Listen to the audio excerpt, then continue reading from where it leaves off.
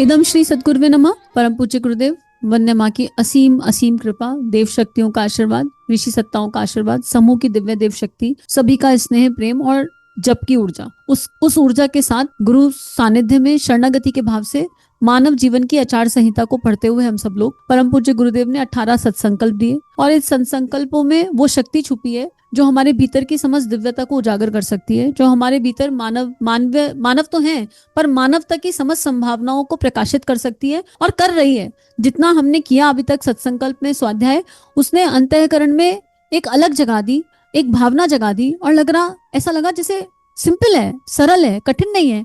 छोटे छोटे संकल्प से जीवन को दिव्य बनाया जा सकता है और ये छोटे छोटे संकल्प हमें बहुत बड़े लगते हैं जब तक हम इन पर चिंतन नहीं करते, पर इन सत्संकल्पों के माध्यम से परम पूज्य गुरुदेव ने अपनी लेखनी का एक रिवीजन कराया और व्यवहारिक अध्यात्म का रिवीजन कराया। अगर हम गायत्री महाविज्ञान पढ़ेंगे तो उसमें हमें अध्यात्म का दार्शनिक पक्ष भी मिलेगा और बिल्कुल गहन गहराई चेतना के विभिन्न आयाम भी मिलेंगे।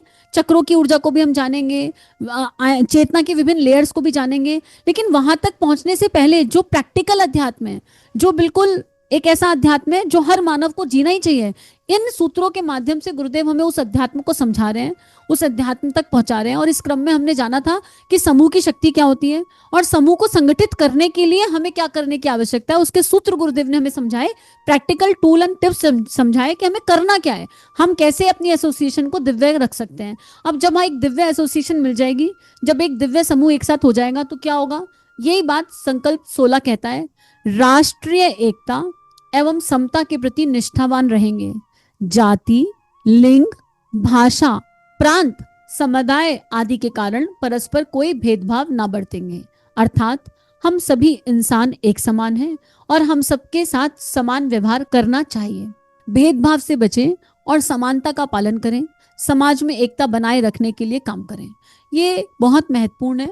और अगर देखा जाए तो हिंदू समाज, सनातन धर्म जो शाश्वत, सनातन का अर्थ होता है शाश्वत, हमारे हिंदू समाज की जो नींव खोखली हुई ना, वो इसीलिए खोखली हो गई कि हम डिवाइड हो गए, हिंदुओं में ही मल्टीपल हिंदू हो गए।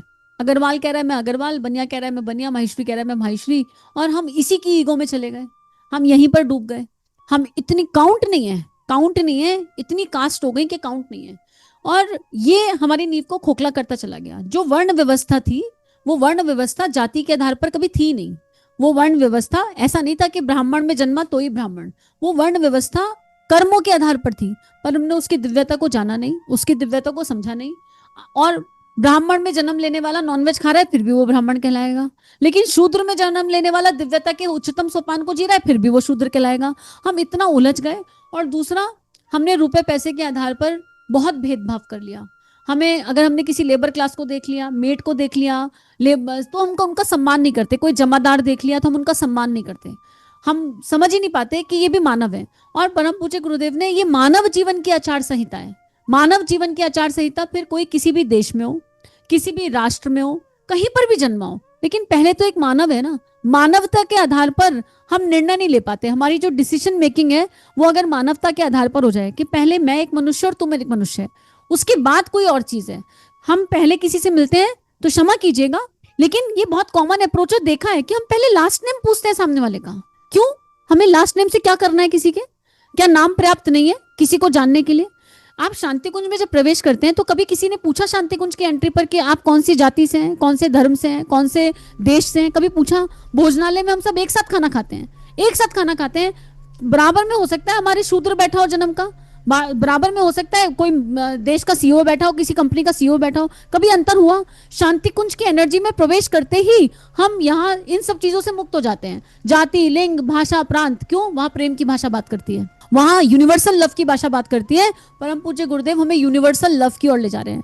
अखंड भारत, जब अगर राष्ट्रीय एकता की बात करनी हो और राष्ट्र की बात करनी हो, अखंडता की बात करनी पड़ेगी, जो कभी खंड ना हो। अखंड दीप, अखंड ज्योति, ये अखंड शब्द कहां से आ रहा है? अखंड, जिसको कोई खंड कर ना सके। क्या कभी अखंड दीप के दर्शन के समय किसी से पूछा गया तुम कौन से धर्म से आए हो? तुम कौन से धर्म से आए हो? इस धर्म से हो तभी तुम अखंड दीप के दर्शन कर सकते हो। क्या महाकाल ने कभी ऐसा किया? क्या परम पूज्य गुरुदेव ने कभी ऐसा किया? तो हम क्यों नफरत के बीज बोते हैं? हमारे मन में इतनी नफरत क्यों है ऊंच नीच के प्रति? हमारे मन में इतना गांठें क्यों पड़ी हुई हैं? और हमें किस बात का अहंकार है? अपने रुतबे का अहंकार है? हमें किस बात का अहंकार है? अपनी पोजीशन का, अपने पैसे का अहंकार है, या अपने ब्राह्मण होने का अहंकार है, या हम किस जाति में जन्मे इस बात का अहंकार है? तो ये अहंकार ज्यादा लंबा टिकेगा नहीं। अगर हमें ये अहंकार है तो हम देश के काम नहीं आ सकते, हम राष्ट्र के काम नहीं आ सकते। हम इंसान को इंसान नहीं देख रहे। हम अगर हमारी मेड है, उसको काम करके पसीना मुझे भी आता है, काम करके पसीना सामने वाले को भी आता है, लेकिन सामने वाला दुखी है और उसको गले लगाना है, तो गले लगाने से हम पहले सोचते हैं ये तो गंदी हो रही है, ये तो काम करके गंदी हो गई, ये मेड है, इसको गले नहीं लगा सकते। ये कौन सा प्रेम है? ये कैसी मानवता है? गुरुदेव ने इस घटिया प्रेम को घटिया कहा है। गुरुदेव ने कहा इस प्रेम की आवश्यकता नहीं है। प्रेम की दिव्यता को जानना है तो परम पूज्य गुरुदेव की प्रेम योग बुक और प्रेम ही परमेश्वर, इसका चिंतन करने की आवश्यकता है। प्रेम की जो दिव्य ऊर्जा है वो नित्य है। नित्य मतलब हर समय हर पल वो प्रेम फील होता है। नित्य है, शुद्ध है, एकदम प्योरेस्ट। जैसे माँ गंगा, गंगा में कोई डुबकी लगाने जाता है तो गंगा ये नहीं कहती कहां से आए हो, कौन से देश से आए हो, तुम इस देश के होंगे तभी तुम डुबकी लगाओगे, तुम हिंदू होंगे तभी तुम डुबकी लगा सकते हो। नहीं, जब पंच तत्व में हवा देती है, हमें ऑक्सीजन देती है, तो वो सबको बराबर देती है। सूर्य प्रकाश दे रहा है तो सबको बराबर दे रहा है। जब ये पंच तत्व, ये प्रकृति हमें प्रेम सिखा रही है और सबके लिए बराबर प्रेम है, उनके प्रेम में कोई भेदभाव है ही नहीं सब। और माँ की शक्ति ऐसी है, मातृ शक्ति कहती है मैं सत्यरजतम सबकी माँ हूँ, ऐसा तो नहीं है। तो हम किस आधार पर करते हैं? दूसरा भेदभाव हम कर्मों के आधार पर करते हैं। हम अपने आप को बड़ा सुपीरियर मान लेते हैं। मान लीजिए मैं गायत्री साधना कर रही हूँ और मेरे बाजू में कोई इंसान है जो गायत्री साधना नहीं करता है या कोई भगवान का नाम नहीं लेता है, तो हम अपने आप को सुपीरियर मान लेते हैं। अरे किस बात का सुपीरियर है? क्योंकि हम गायत्री कर रहे हैं और सामने वाला नहीं कर रहा। क्या सामने वाला मानव नहीं है? तो इस सुपीरियरिटी की फीलिंग के साथ, इस अहंकार के साथ हम समाज में, राष्ट्र में बदलाव नहीं ला सकते जब तक हम अपने आप को कहीं कुछ मानकर चल रहे हैं, कहीं अपने आप की दिव्यता के पीछे हम पागल हो गए क्या। और या फिर हमें कई बार अपने काम का अहंकार हो जाता है कि हम भगवान का क्या काम कर रहे हैं, हमने कितना कंट्रीब्यूट किया भगवान को, हमने तो ऐसा कर दिया, हमने तो वैसा कर दिया। या फिर हमें इस बात का अहंकार हो जाता है कि हम इस संस्था से कितने साल से जुड़े हैं। Number of years are the reason for ego. अरे अभी मान लीजिए कोई किसी से मिले और कोई कहे अच्छा आप कब से जुड़े हैं गुरुदेव से? हम अभी 5 साल से जुड़े हैं। तो हम पलट के कहते हैं बस मैं तो 15 साल से जुड़ा हूं, मैं तो 20 साल से जुड़ा हूं। इस बात का अहंकार कर लेते हैं। मतलब बेसिर पैर के अहंकार हम करके बैठे हैं और हम बात प्रेम की करते हैं। परम पूज्य गुरुदेव ने कहा गायत्री परिवार की नींव है प्रेम, प्रेम, प्रेम और प्रेम। और इस प्रेम को गुरुदेव ने कहा अकारण प्रेम। जब तक हमारे पास किसी को प्रेम करने का कारण है तब तक हम प्रेम को समझे ही नहीं। एक माँ अपनी संतान को बहुत प्यार करती है, माँ से ज्यादा प्रेम कोई नहीं कर सकता कहते हैं। लेकिन वही संतान अगर बड़े होके, भगवान ना करे किसी की निकल जाए, शराबी निकल जाए, वही संतान गलत मार्ग पे चली जाए, कुछ ऐसा करने लगे जो माँ की मर्जी के खिलाफ हो, तो माँ के प्रेम में ऊपर नीचे, माँ का प्रेम ऊपर नीचे हो जाता है। इसी को ममता कहते हैं। इसलिए श्रीमद् भगवत गीता में भगवान श्री कृष्ण कहते हैं ममता हिंसा करा देती है।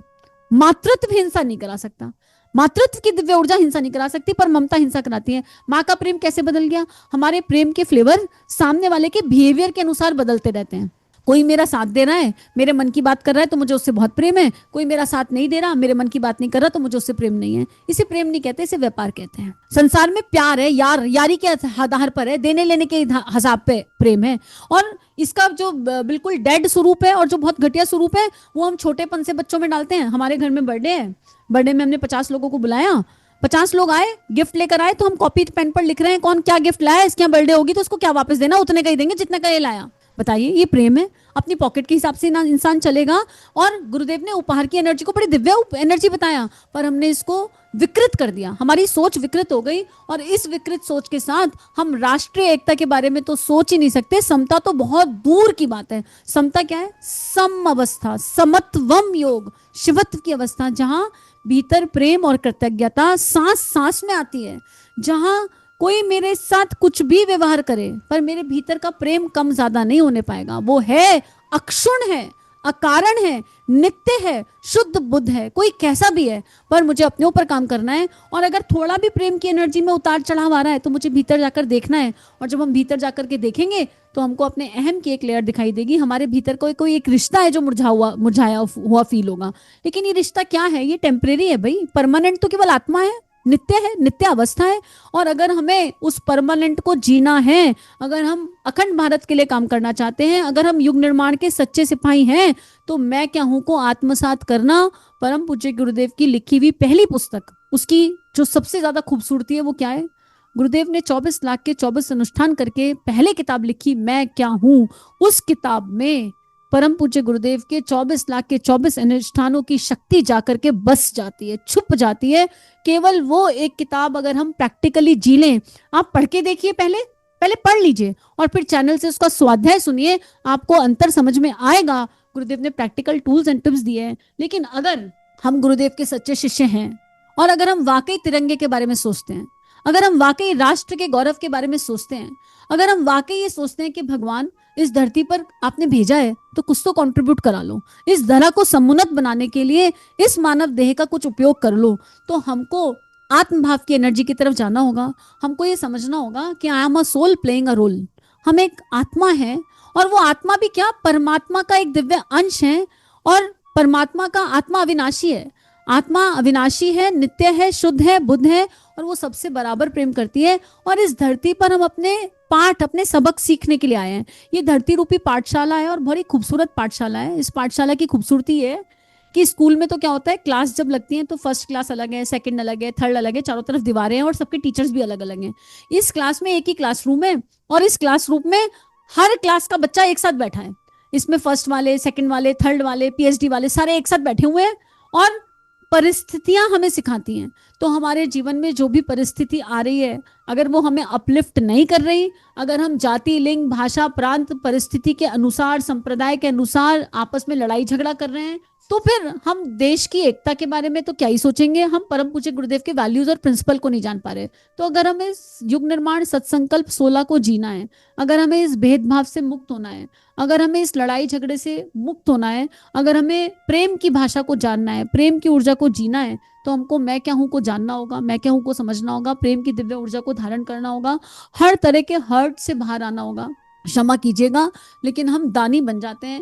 और ये एग्जाम्पल पहले भी दिया, अगर पराठा बना रहे हैं, अपने घर में अपने बच्चे के लिए पराठा बनाएंगे तो उसमें घी लगाएंगे 1 चम्मच, लेकिन अगर वही एक पराठा हमें मेट के बच्चे के लिए बनाना पड़ेगा तो हम रिफाइंड उठाकर लगाएंगे, हमारा घी छूट जाएगा हाथ से।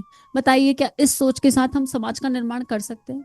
क्या इस सोच के साथ हम परम पूज्य गुरुदेव के जीवन के वैल्यू और प्रिंसिपल को जी सकते हैं? अगर मेरा ही बच्चा 2 पराठा खा ले, 3 पराठा खा ले तो मैं उसे खिला दूंगी, लेकिन अगर किसी और का बच्चा खा रहा है तो मुझे वो किसी और दिखाई दे रहा है, मुझे उसमें पहले बच्चा नहीं दिख रहा।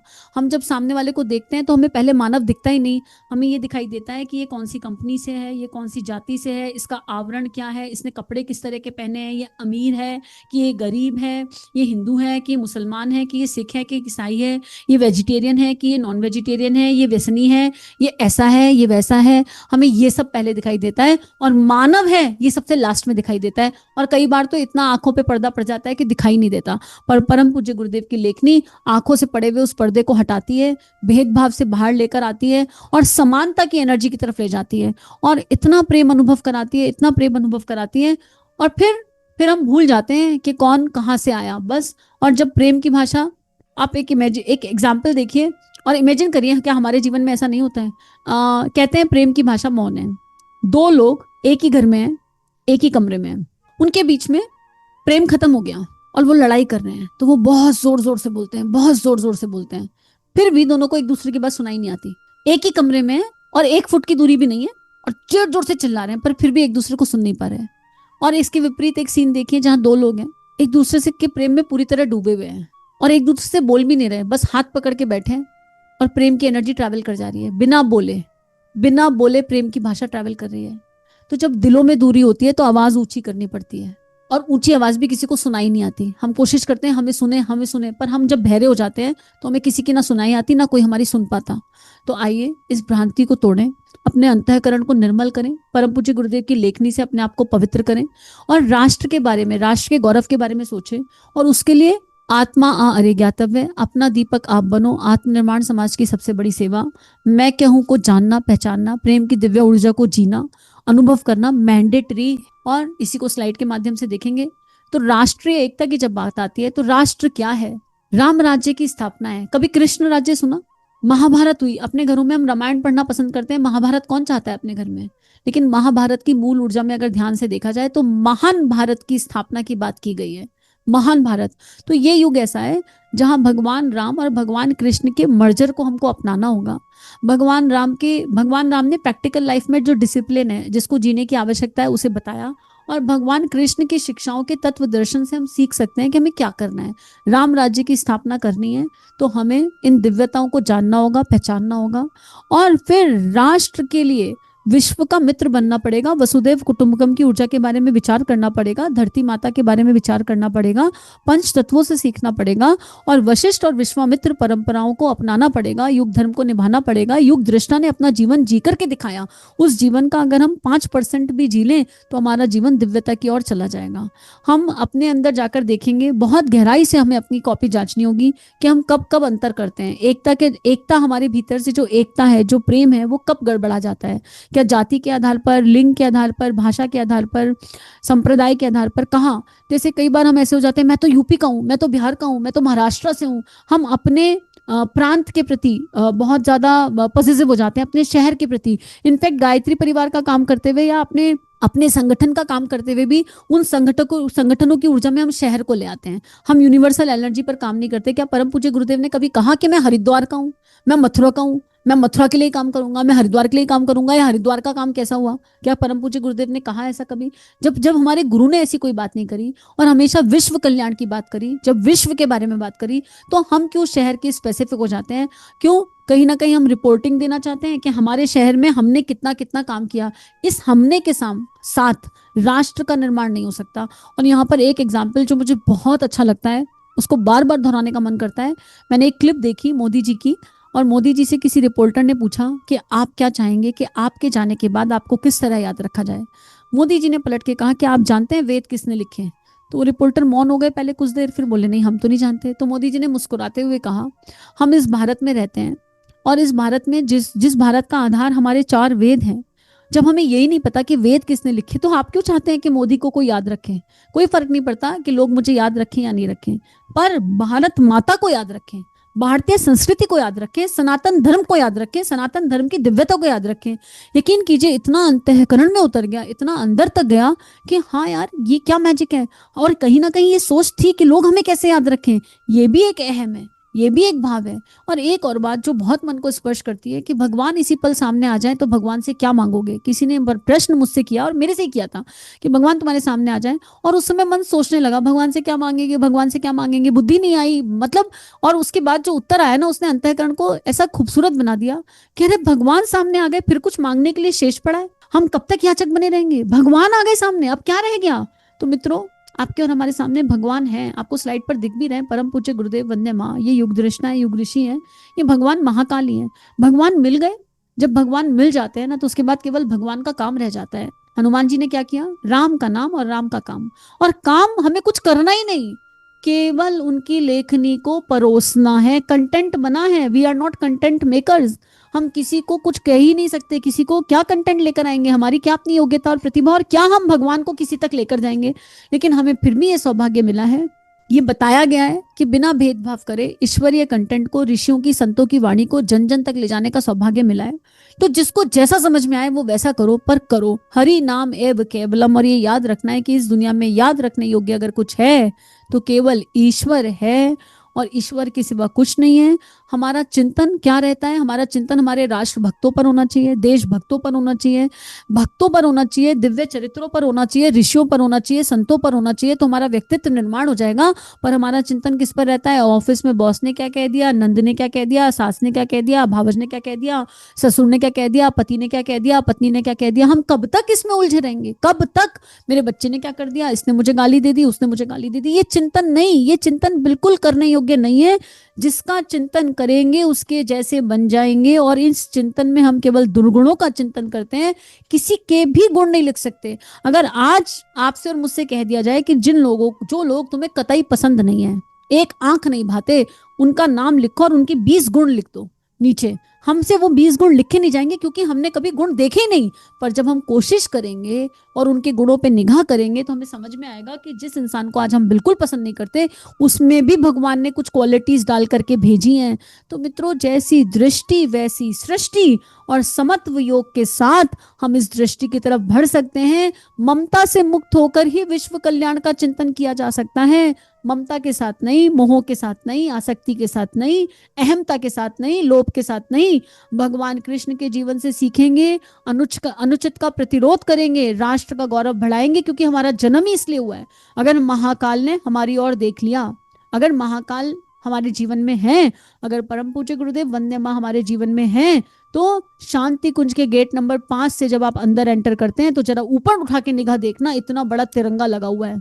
जिस आश्रम के एंट्री गेट पर इतना बड़ा तिरंगा है कि दूर से दिखाई दे जाता है, वो आश्रम एंट्री पर ही बताता है कि उस आश्रम का उद्देश्य क्या है, केवल महान भारत की पुनर्स्थापना, केवल राम राज्य की स्थापना। तो आइए निष्ठावान हो जाते हैं राष्ट्र के प्रति, देश के प्रति, समाज के प्रति, अखंड भारत के प्रति, तिरंगे के प्रति, मातृभूमि के प्रति, पंच तत्वों के प्रति, और कर्तव्यनिष्ठ होकर अपने व्यक्तित्व की दिव्यता को बढ़ाते हैं। आत्म सुधार करेंगे, अपनी नींव को ठीक करेंगे, हमारी नींव जो खोखली हो गई है इसे ठीक करेंगे, और इसके वैल्यूज और प्रिंसिपल्स गुरुदेव ने हमें सारे दे दिए हैं। बस धीरे धीरे धीरे धीरे एक संकल्प लेंगे और उस संकल्प को जीने का अभ्यास प्रयास करेंगे। और इन संकल्पों की नींव में हमें गायत्री को रखना ही होगा, क्योंकि व्यक्तित्व निर्माण के लिए, आत्मनिर्माण के लिए जिस शक्ति की आवश्यकता है इस कलयुग में, वो गायत्री है। गायत्री हमारा संकल्प बल है, हमारा ब्रह्म बल है, हमारा आत्म बल है, प्रज्ञा है, ऋतंबरा है, हमारे मानव जीवन की नींव है, इस ब्रह्मांड की नींव है, इस संसार की नींव है, इस सृष्टि की नींव है। ब्रह्मा ने गायत्री की शक्ति के माध्यम से इस अनंत सृष्टि का निर्माण किया, और इस सृष्टि के निर्माण में अगर आप और हम हैं तो हमारा मूल गायत्री है। तो अपने मूल की ओर हमें लौटना पड़ेगा। भगवान राम ने गायत्री जपी, भगवान राम का तो जन्म ही भगवान वशिष्ठ के गायत्री मंत्र के भावना से हुआ, गायत्री मंत्र के यज्ञ के द्वारा हुआ। तो हम गायत्री की नींव को अगर उठाएंगे नहीं, धारण करेंगे नहीं, तो हम दिव्यता तक पहुंचेंगे कैसे? हमको ये विचार करने की आवश्यकता है। अगर हमने गायत्री को जाना नहीं, गायत्री को जपा नहीं, वो गायत्री जहां वाल्मीकि रामायण के 24,000 श्लोक में हर 1000वें श्लोक के बाद गायत्री मंत्र की ऊर्जा को समाहित किया गया और कहा गया कि हर 24,000 श्लोक के बाद गायत्री मंत्र आता है। तो अगर हमने गायत्री को नहीं अपनाया तो हम राष्ट्र निर्माण के बारे में सोच नहीं पाएंगे, कभी हम उस दिशा चल नहीं पाएंगे। तो सबसे पहले अपनी नींव में आइए निष्काम भाव से। गायत्री हम बहुत करते हैं पर हम साकाम करते हैं, याचक बन के करते हैं, कटोरा लेकर के खड़े हो जाते हैं भगवान के आगे। नहीं, निष्काम भाव से, प्रेम की ऊर्जा से, निष्ठा की ऊर्जा से, समर्पण की ऊर्जा से, विलय की ऊर्जा से, और ये भाव करते हुए अनुदान और वरदान प्रभु जो मांगे उनको दे देना, हमको निज अंतर की पीड़ा में हिस्सा देना। इस भाव के साथ अपने गुरु के साथ बैठे और गायत्री करें और उनसे कहें कि ये मानव देह भेजी है ना, इसका कुछ तो काम होगा, आप कर लीजिए जो आप करना चाहते हैं। इस भाव से हम गायत्री करें, पंच तत्वों का ध्यान करके गायत्री करें, तो निश्चित रूप से हम राष्ट्र निर्माण में कुछ ना कुछ तो सहयोग दे पाएंगे।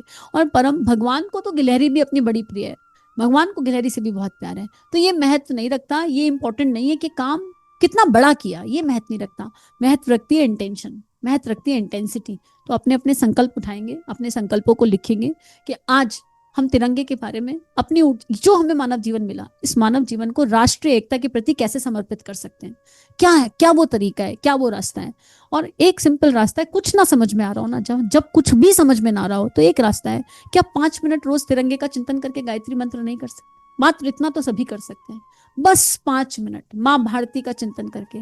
क्या रोज एक देशभक्ति का गीत नहीं सुन सकते? इतना तो हम कर ही सकते हैं, देशभक्ति का गीत तो रोज एक सुन सकते हैं।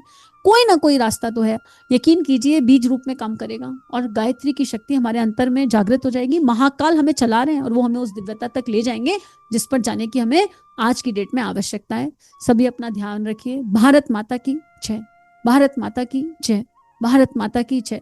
विजयी विश्व तिरंगा प्यारा, झंडा ऊंचा रहे हमारा। बस ये एक भावना। इदम श्री सद्गुरुवे नमः, इदम श्री सद्गुरुवे नमः, इदम श्री सद्गुरुवे नमः। चलिए समाज में कुछ अच्छा बांटे। अगर ये भावनाएं आपके अंतःकरण को स्पर्श कर रही हैं और आपका परिवर्तन हो रहा है तो इन भावनाओं को विश्वव्यापी बना दीजिए। चैनल को लाइक कीजिए, सब्सक्राइब कीजिए और वीडियो को पूरी दुनिया में फैला दीजिए ताकि ऋषियों की और संतों की लेखनी से जन जन का जीवन बदल सके। जय हिंद, जय भारत।